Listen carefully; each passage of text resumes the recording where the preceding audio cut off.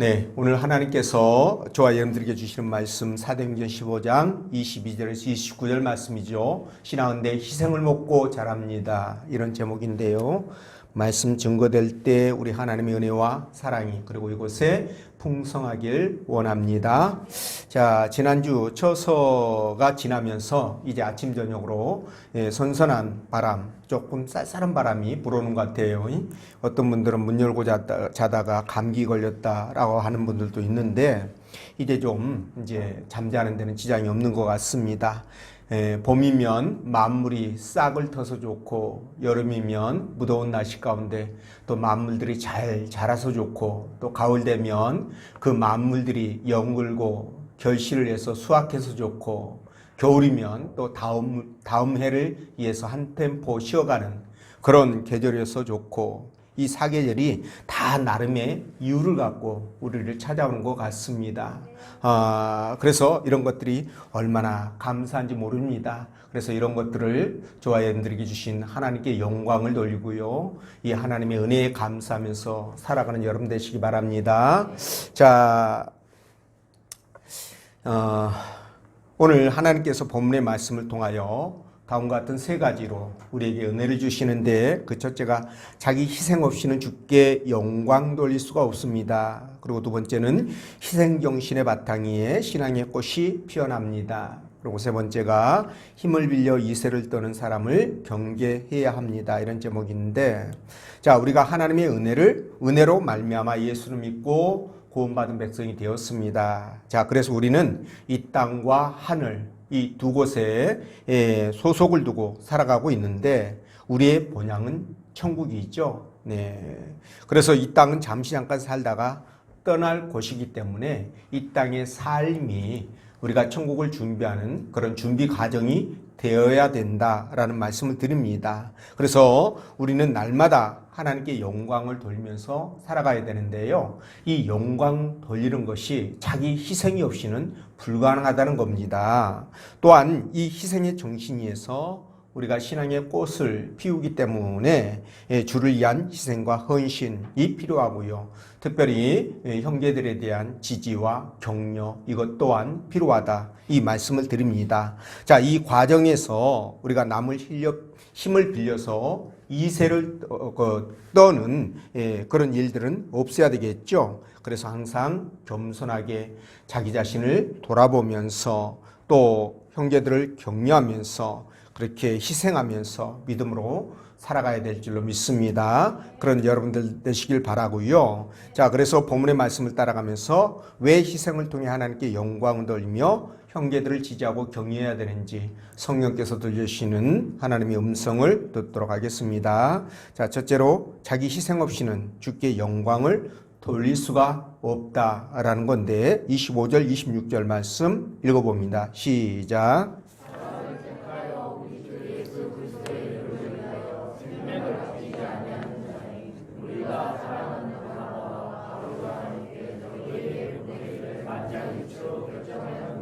아멘.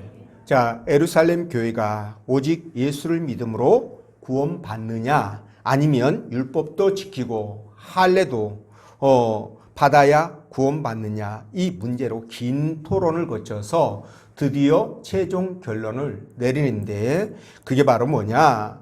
오직 예수 그리스도를 믿음으로 말미암아 구원을 받는다라는 것입니다. 자, 이 결의사항을 이제 안디옥 교회에다가 이제 보내줘야 되잖아요. 그래서 안디옥 교회가 이 소식을 듣고 너무너무 기뻐하죠. 왜냐하면 그들이 만약 이런 결정이 없었다고 했을 때 율법도 지키고 할례도 받아야 된다고 결정했을 때 이들이 얼마나 힘들고 괴롭겠습니까? 그러니까 기뻐할 수밖에 없습니다. 자, 그동안에 예루살렘 교회에서 내려온 이 일단의 할례주의자들의 그 주장 때문에 이들이 사실 마음고생이 굉장히 심했죠.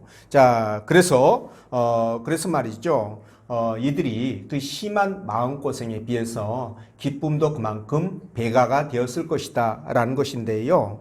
자, 예루살렘에서 내려왔던 일단의 그 무리들 말이죠. 이 자들은 입만 가지고 새치혀로만 교회를 혼란에 빠뜨렸는데요.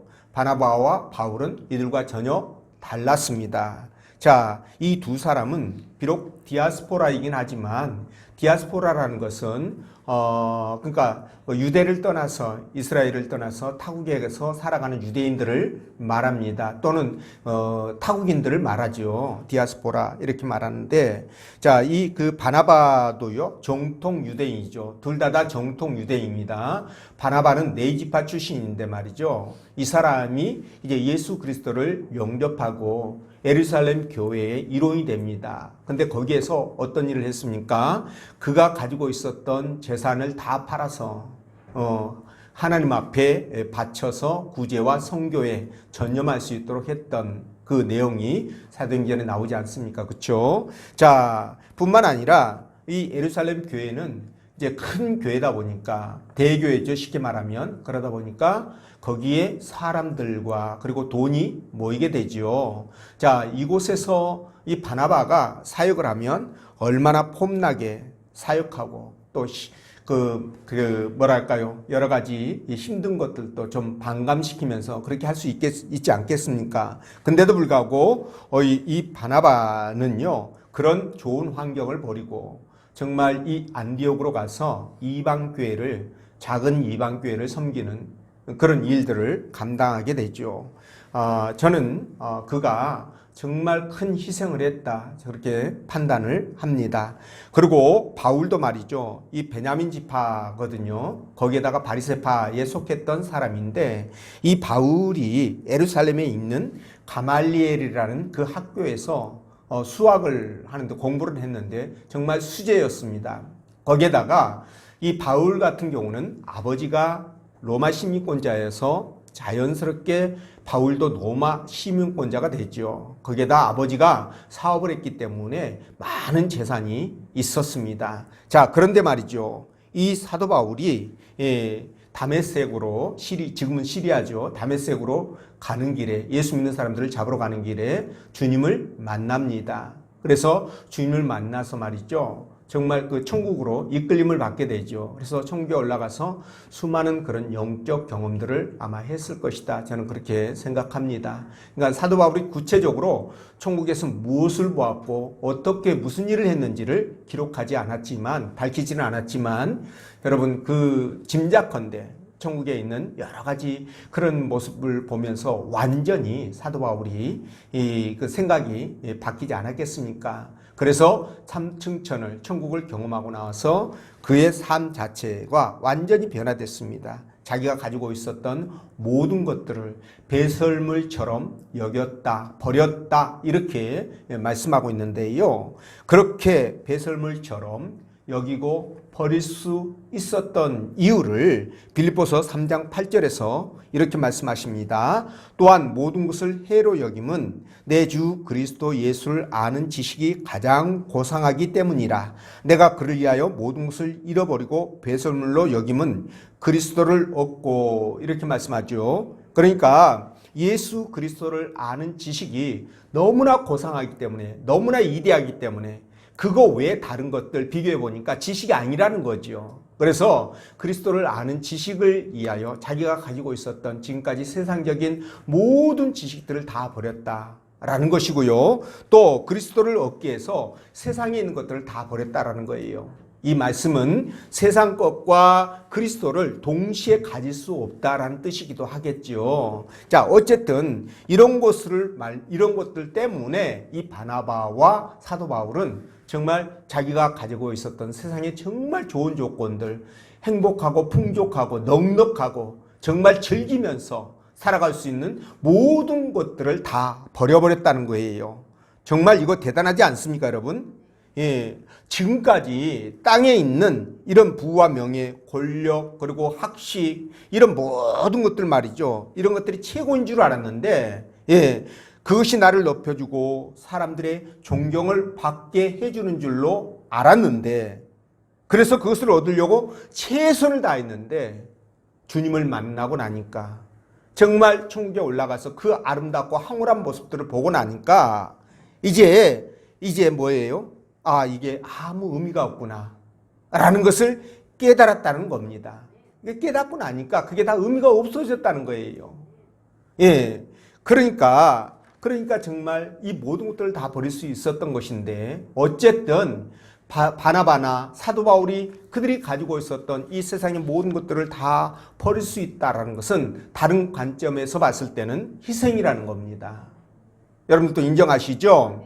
아마도 성령님께서 인도하심으로 말미암아 희생이 없이는 그리스도께 영광을 돌릴 다른 방도가 없다는 것을 알았을 것이고, 그래서 이것을 실천하기 위하여 자기들이 가지고 있었던 모든 것들을 다 버렸는데 이건 분명 희생이 아닐 수 없다는 거죠. 희생이라는 겁니다. 자, 여러분들은 지금까지 자신들의 잘못된 신념 때문에 안디옥 교회에 와서 잘못된 복음을 전해가지고 발칵 뒤집어 엎었던 이 사람들, 그 사람들과 또 올바른 복음을 위해서 자신의 모든 것을 아낌없이 버리는 이 사도 바울과 바나바를 보면서 어떤 생각이 드시는지요? 그렇습니다. 정말 주님을 사랑하고 우리가 이 땅을 떠나면 영원한 천국으로 돌아가기 때문에 이것을 아는 사람들은 진정한 희생이 가능해진다는 거예요. 우리가 이것을 지금 깨닫게 되는 겁니다. 여러분, 우리는 말이죠, 이게 몸을 입고 있다 보니까 본능적으로 이 땅에 집착하는 속성이 있어요. 우리 몸뚱아리가 이 땅의 것으로 만들어져서 그렇습니다. 그런 속성이 있어가지고 아무리 말씀이 맞고 주님이 원하셔도 뭡니까? 내가 쉽게 내 소유를 포기하지 못하고 내 고집, 내 마인드 이런 것들을 포기하지 못하는 거예요. 희생, 헌신 이것도 잘 안 됩니다. 자, 그럼에도 이 두 사람은 이걸 해냈다는 것이죠. 그래서 이대하다고 제가 말씀을 드리는데, 자, 그렇다면 여러분들은 어떠신지요? 오늘 이 바나바와 바울처럼 주를 위해서 이 땅의 모든 것을 포기할 수 있고 또 주를 위해서 헌신할 수 있는 그런 마음의 자세가 되어 있는지 한번 스스로 자문을 해보시기 바랍니다. 아니면 아직은 주님보다도 이 땅의 것들이 좋고 이 땅에 있는 것들이 없어지면 내가 당장 어렵고 곤란을 겪을 것 같아서 주를 위해서 희생하는 것을 주저하고 있는지, 이런 부분들 말이에요. 이런 것들을 가끔씩 점검해 볼 필요가 있습니다. 네. 근데 세상에 집착해서 내려놓지 못하면요, 주님을 기쁘게 할 수 없다. 이걸 우리가 알고 있어야 됩니다. 자, 삭개오 보십시오. 그가 주님을 영접하고 나서 가장 먼저 했던 행동이 있어요. 그게 뭘까요? 네, 그가 가장 소중하게 생각하고 있었던, 그것을 위해서 지금까지 살아왔던 인생이었는데 그가 그 돈을 포기하지 않습니까? 이것들을 우리가 볼 때, 우리가 주님을 만나게 되면 주를 위해서, 주님이 원하신다면 내가 가장 소중하게 생각하고 있는 것들을 포기할 수 있는 그런 마음의 자세가 갖춰져야 되는구나. 이런 것들을 다시 한번 우리가 깨닫지 않겠습니까? 자, 여러분들 프란체스코라는 분 아마 아실 거예요. 13세기 때 이분이 진짜 청빈과 자선의 그 지도자다, 이렇게 이제 알려진 분이죠.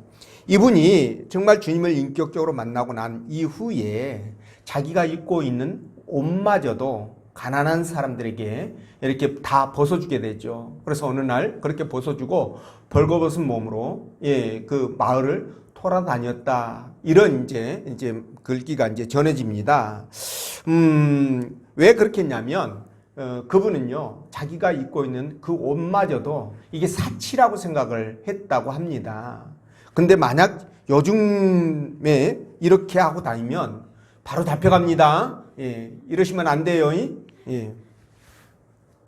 물론 우리가 이렇게까지 할 필요는 없습니다. 우리는요, 예수 그리스도를 믿고 하나님 나라 백성 아니에요? 자녀지 않습니까? 그렇죠? 그렇기 때문에 여러분들은 믿지 않는 사람들에 비해서 더 잘 살아야 되고요, 더 많은 것들을 소유해야 되고 누려야 되고 그렇게 하셔야 됩니다. 더 부자로 잘 사셔야 된다는 거예요. 풍족하게 사셔야 되는데, 그러나 우리가 잊지 말아야 될 게 하나 있어요. 그게 뭐냐면, 주께서 원하신다면, 하나님의 뜻이라고 한다면, 말씀이 그렇다고 한다면 우리는 어떻게 해야 됩니까? 주를 위해서 내가 지금까지 가지고 있었던 것들, 누리고 있었던 것들, 소중하게 여겼던 것들을 포기할 수 있는 그런 마음을 갖고 있어야 된다는 겁니다. 이런 마음을 갖고 있는 사람에게 하나님이 복을 주셔도 주지 않겠습니까? 하나님이 주셨는데 야, 좀 그거 좀 포기하면 안 돼? 그러면은 움켜쥐면서 절대 못해요. 나는 목숨이 두 쪽 나나 있더라도 절대 포기 못합니다 하면서 끌어안고 있으면은 하나님께서 주실 이유가 없죠. 그러니까 우리는 이런 마음의 자세를 갖고 있는 것이 바로 신앙의 모습이다. 이렇게 말씀을 드리는 거예요. 네, 그래서 말이죠. 천국을 소망하면서 살아가는 사람들은 그렇게 포기할 수 있는 사람들입니다. 여러분 한번 생각해 보십시오. 제가 지난번에 미국의 그 파워볼 그 로또 복권이죠. 파워볼에 2억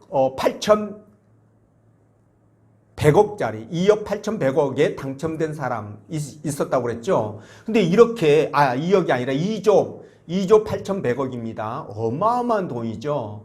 자, 이 돈에 당첨됐는데 이 사람이 다른 사람하고 10만 원, 100만 원 때문에 막 지지고 볶고 싸우고 난리치고 그렇게 했습니까? 물론 나는 내 돈은 1원도 아까워서 절대 포기 못해.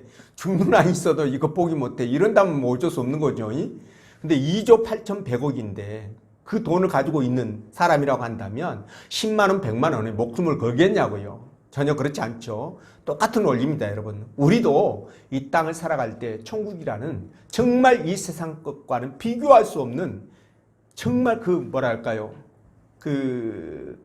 정말 좋은 것이 저와 여러분들에게 있지 않습니까? 그렇죠? 그렇다고 한다면 이 땅에 있는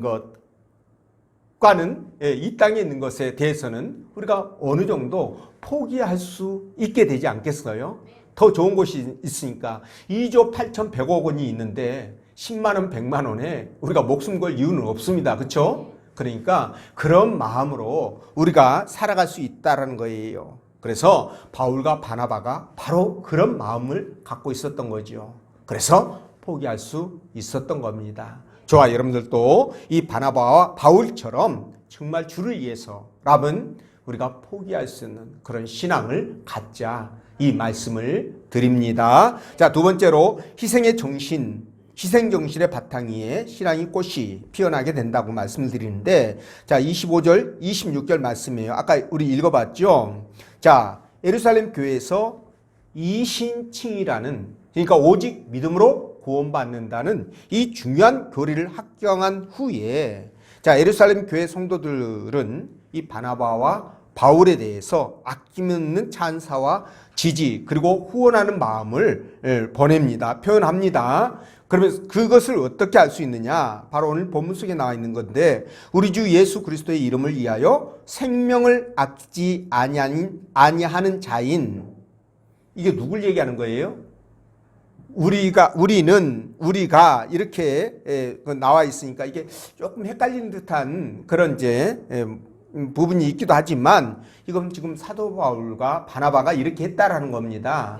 그래서 읽어보면 사랑하는 바나바와 바울 이렇게 언급함으로 바울과 바나바가 얼마나 주님을 사랑하고 또 그 주님을 위해서 그들이 생명까지도 아끼지 않고 내놓을 수 있는 그런 사람인가를 알고 있다는 거예요.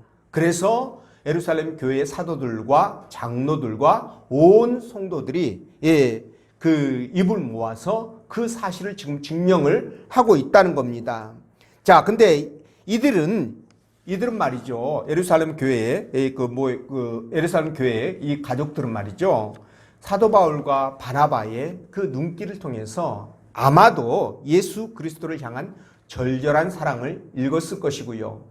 그리고 그들이 얼마나 주님을 사랑하고 또 그 주님을 위해서는 자기의 모든 것들, 목숨까지도 아끼지 않고 버릴 수 있는 그 순결한 희생정신을 보았다. 저는 그렇게 생각을 합니다.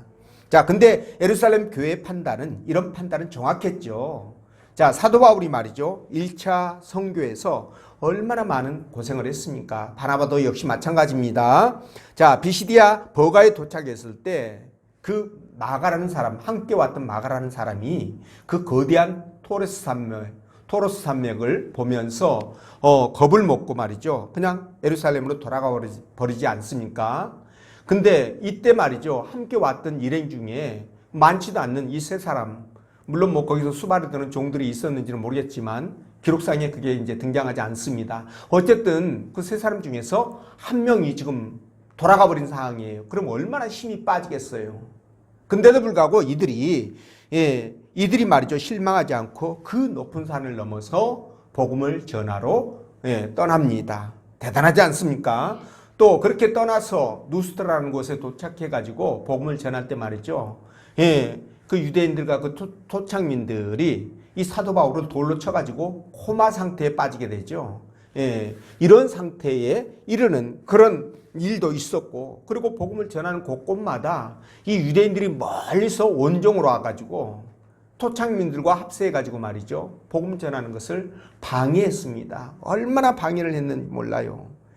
죽일 정도로 그렇게 적대감을 드러내면서 방해를 했는데, 그럼에도 불구하고 그 방해를 뚫고 이분들이, 이 바나바와 그리고 사도 바울이 열심히 복음을 전해서 교회를 세우고, 그렇게 하는 것들을 우리가 이제 보게 되는데, 예루살렘 교회도 이 사실들을 다 알고 있었던 것이죠.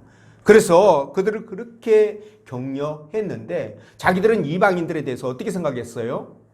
지옥의 땔감 정도로, 지옥의 불을 대표해야 되잖아요. 그 악한 영혼들을 벌을 줘야 되니까. 근데 이방인들을 그 땔감으로 사용한다, 이렇게 유대인들이 생각하고 있었던 거예요. 근데 그 유대인들을 위하여 이렇게 그들이 희생을 하고 헌신을 했다라는 것에 대해서 정말 놀라운 일이죠. 그들이 그렇게 격려하지 않을 수가 없는 겁니다. 여러분도 인정하시죠? 자, 그래서 공개적으로 이 두 사람의 희생과 헌신에 대해서 인정을 했는데, 이게 바로 무슨 뭐 대단한 면류관을 준 것도 아니고 뭐 금으로 만들어진 면류관 준 것도 아니고요. 어떻게 합니까? 그냥 한 통 편지를 써서 그 안디옥 교회로 그냥 보내는 거, 이 정도로 그치고 맙니다. 근데 말이죠. 비록 이 한 통의 편지이지만 세계 열방에 죽어가는 영혼들을 살리기 위해서 몸부림치는 이 두 사람에게는 정말 큰 힘이 되었을 것이다 라는 거예요. 자, 여러분, 우리가 여기에서 큰 교훈을 얻게 되는데, 신앙생활을 하든 전도를 하든 또 봉사와 헌신이든 간에 또 정의를 위해서 싸우는 그 싸움이든 간에 어떤 일이든 앞장서서 일하는 이 일꾼들에게, 특히 복음을 전하는 일꾼들에게 공동체가 말이죠, 칭찬과 격려와 그리고 지지를 보내야 된다라는 것입니다. 자, 여러분, 우리가 예수를 믿고 구원받은 순간 우리 모두는 자동으로 하나님의 일꾼이 되었습니다. 특히 복음을 전하는 전도자가 된 것이죠.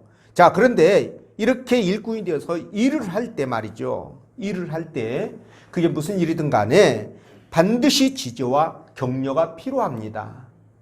물론 여러분들처럼 신실한 신앙인들은 지지와 격려가 없어도 오직 하나님께서 주시는 그 은혜를 받고 하나님이 알아주시면 된다라고 생각하면서 그냥 잘 감당을 할 수 있겠지만, 그러나 여러분, 이 지지를 받게 되면은요, 더 힘이 나고 그리고 더 열심히 일하지 않겠습니까?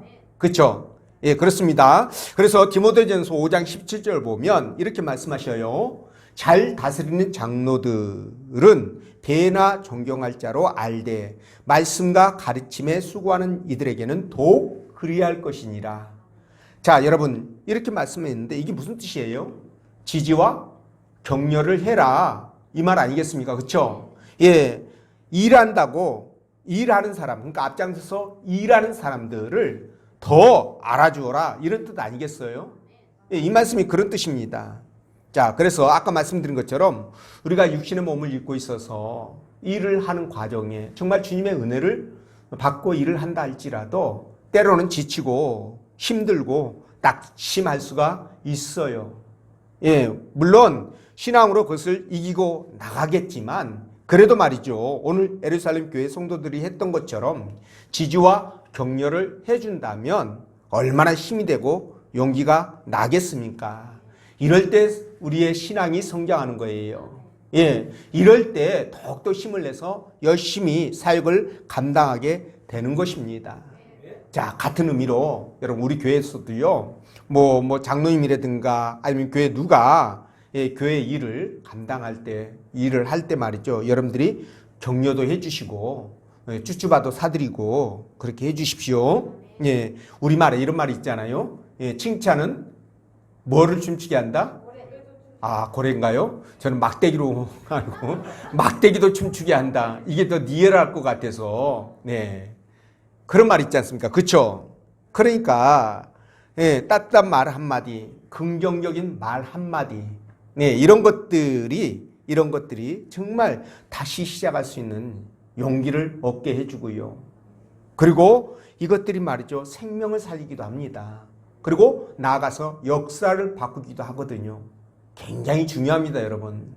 그래서 교회의 일은 주님께서 주시는 힘으로 하니까 뭐 격려도 없고 지지도 없고 그래도 된다 이렇게 생각하지 마시고 여러분들이 항상 따뜻한 말 한마디 진짜 특히나 복음을 전하면서 힘쓰고 애쓰는 주의 종들에게 여러분들이 더 힘을 얻을 수 있도록 그렇게 지지를 해 주시면 감사하겠습니다. 자, 그래서 복음을 전하기 위해서 희생과 헌신을 다하는 이 두 사도들 말이죠.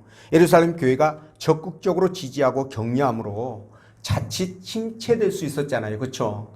그런 상황에서 그들이 신앙과 열정에 다시 꽃을 피웠던 것처럼 마찬가지입니다. 교회 공동체 안에서도 수가고에서는 형제들을 지지하고 격려함으로 말미암아 신바람 나게 일할 수 있도록 그렇게 해 주셔야 합니다. 칭찬하고 격려하고 돈 들어가는 거 아니죠? 쭈쭈바 살 때만 돈 들어가네요.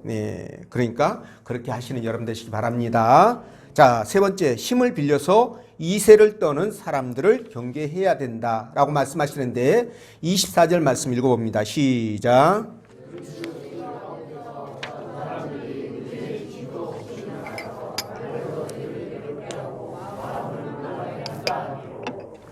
아멘. 자, 24절을 보면 안디옥 교회에 가서 할례와 율법을 지킴으로 고언을 받는다는 이 이설을 전함으로 교회에 큰 혼란을 일으킨 자들의 정체가 나오죠. 자, 뭐라고 얘기합니까? 자, 이들은 사도들이나 예루살렘 교회에서 정식으로 파송을 받은 자들이 아니라는 거예요. 또 예루살렘 교회에서 그들이 열심히 사역을 감당하면서 또 교회에서 제대로 배우거나 또는 순종하는 삶이 되지 않았던 사람이라는 것을 우리가 짐작할 수 있습니다. 그러니까 공동체 안에서도 인정받지 못하는 그런 사람이라는 것을 느끼는 거거든요. 자, 만약에 이들이 진짜 교회에서 인정을 받고 성령님의 인도하심을 따라 살아가는 그런 사람이라고 했다면 여러분 아마 이들이 안디옥까지 와서 자기들의 그 신념, 주장을 펼쳐가지고 교회를 혼란 속으로 빠뜨리고 그러지는 않았을 것입니다. 그렇죠? 근데 이 자들은 말이죠. 자기 주장을 마치 예루살렘 교회의 결정사항인 것처럼 예루살렘 교회의 이세를 등에 업고 지금 뭐예요? 지금 안디옥 교회를 비롯해서 다른 이방인들 교회에 큰 혼란을 가져왔는데 이걸 말이죠. 사자성어로 호가호이다 이렇게 말합니다. 그러니까 여호가 말이죠. 호랑이 힘을 믿고 그 이세를 떤다 이런 뜻이에요. 그렇죠? 호랑이 가죽을 입고 호랑이 행세를 한다 이런 뜻입니다. 그걸 호가호이라고 하는데 바로 이들이 예루살렘 교회를 빙자해서 안디옥 교회에서 이렇게 이세를 떨었다. 호가호이를 했다라고 보시면 돼요. 근데 말이죠. 교회나 하나님을 앞세워서 이렇게 권위를 세우거나 또는 자기 어떤 이익을 취하거나 그래서는 안 된다는 겁니다. 물론 뭐 세상에서는 충분히 그럴 수 있습니다. 세상에 권력자들이 있으면 그 권력에 빌붙어 가지고요 호가호이 하는 사람들이 얼마나 많습니까? 근데 교회에서는요 그래서는 안 된다는 거죠. 그렇죠? 근데 여러분 옛날에 마름이라는 말 들어봤죠? 마름이 뭐냐면은 그 땅 주인을 대신해 가지고 그 경작하는 소장농들 있잖아요. 그죠? 이 소장농들에게 마치 주인처럼 그렇게 막 그 이세를 떠는 사람들, 정말 소장농들을 못 살게 굴기도 했죠. 이런 사람들을 호가호위 하는 사람들이다. 이렇게도 말하는데요. 이런 마름이 있었는데 교회는 절대 그런 사람들이 있어서는 안 된다. 이 말씀을 드려요. 근데 교회 같은 경우도 이제 그 교회를 개척했던 1세대 목회자가 이제 은퇴를 하시면 후임이 오지 않습니까? 그렇죠? 후임이 부임해 온 상태에서 분쟁이 굉장히 심해지는, 그래서 교회가 막 분란이 생기고 쪼개지고 뭐 그렇게 하는 경우가 참 많습니다. 근데 이게 왜 그러냐면 대부분의 교회 이 중직자들이 말이죠, 주인의식이 너무 강해서 그러는 거예요. 주인의식이 강하다 보니까 후임이 견디지 못해가지고 사임하는 과정에서 교회 분열이 일어나고 그리고 시험에 빠지는 경우가 많은데, 여러분 교회 주인은 목회자도 아니고 그리고 중직도 아니고 누굽니까? 주님이셔요. 주님이십니다. 주님이 교회의 대표자를 세우고 그리고 그를 통해서 당신의 일을 행하게 함으로 영광을 취하시는 거잖아요. 그죠? 네. 그렇기 때문에 그 누구도 자기 이해관계 때문에 교회 분쟁을 일으키거나 형제들과 반목할 수 없다라는 거예요. 이해가 되시죠? 그러니까 교회에서 힘이 있을수록 더 겸손해야 되고 더 낮아져야 되고 더 형제들을 섬겨야 되고 세워가야 되는 겁니다. 이게 하늘의 법칙이에요. 세상은 힘 있는 사람이 호령하고 다스리고 장악하고 그렇지만 하늘은 힘 있는 사람이, 천국에서는 힘 있는 사람이 오히려 섬기는 사람이다. 예수님이 그 본을 보이지 않으셨습니까? 이런 것들을 생각한다면 우리가 어떻게 해야 될 것인지를 답이 딱 나옵니다. 네. 근데 이제 또 큰 교회 출석하는 사람들 있잖아요. 이런 분들 중에서 이제 그 큰 교회 다니는 것은 무슨 벼슬처럼 생각하고 긍지를 갖는 분들이 있습니다. 물론 그것까지는 좋아요. 뭐 벼슬처럼 생각하고 긍지 갖는 것까지는 좋은데 나아가서 작은 교회를 무시하거나 아니면은 목회자까지 그렇게 무시하는 그런 경향들이 있습니다. 심지어 큰 교회에 다녀야 잘 되고 구원받는다라고 생각하는 사람들까지 있어요. 이것 일종의 호가호이다라고 보시면 됩니다. 저는 오히려 큰 교회 다니는 사람들이 구원받지 못할 가능성이 더 높다.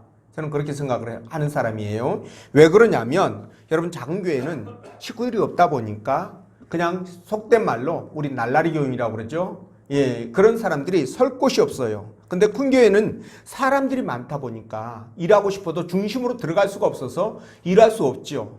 그리고 대부분의 또 많은 그 숫자의 사람들이 겉돕니다. 교회 중심에 들어가지 못하고 겉돌다가 어떻게 됩니까? 그냥 무늬만 교인인 사람들이 너무너무 많죠. 이런 사람들이 어떻게 구원에 가깝게 가겠습니까? 저는 거리가 멀어진다라고 보거든요. 그렇습니다. 근데 우리 교회는 이제 뭐 그럴 필요가 없어요. 뭐 그만 한 번에 다 모든 사람들이 다 알아보니까 그럴 필요가 없는데, 큰 교회는 교회 나오는 목적이 장사에 도움을 받기 위함이라든가 아니면 다른 여러 이유 때문에 도움을 받으려고 그렇게 출석하는 사람들이 있습니다. 이 또한 구원과 상관이 있겠느냐 이런 생각을 해보거든요. 예, 그렇기 때문에 뭐 우리가 어디에서 신앙생활하든 그게 중요한 것이 아니라 정말 바르고 신실한 신앙생활을 해야 된다. 이 말씀을 드리는 거예요. 자, 여러분, 예루살렘 교회에서 나온 일단의 사람들이 큰 교회의 이세를 부린 거 아닙니까? 그렇죠? 예, 그러니까 이런 것들처럼 교회 직분을 맡았다고 해가지고 교만해서도 안 되고요. 항상 겸손하고 진실하게 그리고 바르고 정직하게, 그리고 또 하나 초지일관 일편단심, 또 하나 죽으나 사나, 똑같은 말이에요.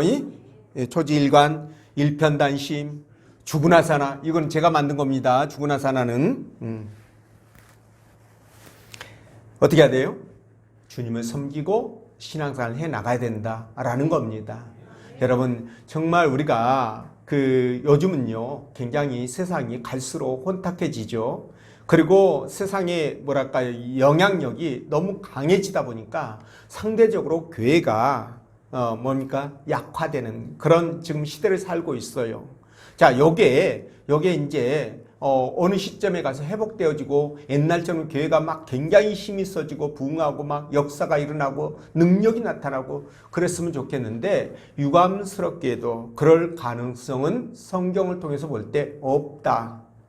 그래서 앞으로 우리가 신앙생활 하는데 굉장히 어려운 시대를 살아가게 될 것이다 라는 거예요. 이럴 때 여러분 우리가 어떻게 해야 될 것인가 라는 부분에 대해서 여러분들이 한 번쯤 생각을 해보셔야 됩니다. 그럼에도 불구하고 그걸 예측하고 우리가 신앙생활을 바르고 올바르게 정말 신실하게 하나님만 바라보면서 해나가야 된다라고 작정을 하셔야 되는 거죠. 그리고 최선을 다해서 믿음으로 살아가셔야 돼요. 이렇게 하지 않으면 우리 신앙을 온전히 유지하기가 어렵습니다. 교회는 큰 교회든 작은 교회든 그거는 전혀 문제되지 않아요. 제가 말씀드렸듯이 오히려 저 큰 교회, 순복음교회에서 70만이라고 지금 얼마나 되는지 모르겠지만 많이 줄었을 겁니다. 옛날에 70만이라고 그랬는데 70만 중에서 과연 구원받은 백성들이 몇 프로 정도 될까라는 생각을 해보면 여러분 오히려 작은 교회가 훨씬 구원받기에 합당하다. 저는 그렇게도 생각을 하는데 그래서 여러분들이 그런 것들이 중요한 게 아니고 내가 하나님 앞에 어떤 모습으로 어떻게 서 있느냐, 어떤 신앙생활을 하고 있느냐 이게 더 중요하다는 거죠. 그래서 여러분들이 오직 주님만 바라보면서 믿음으로 살아가시기를 부탁을 드립니다. 그곳에 바로 우리의 영원한 행복이 달려 있다라는 거예요. 그래서 여러분들이 항상 주님 앞에 감사함으로 기쁨으로 믿음으로 신앙생활을 해 나가시기를 주의 이름으로 축원드립니다. 기도합니다.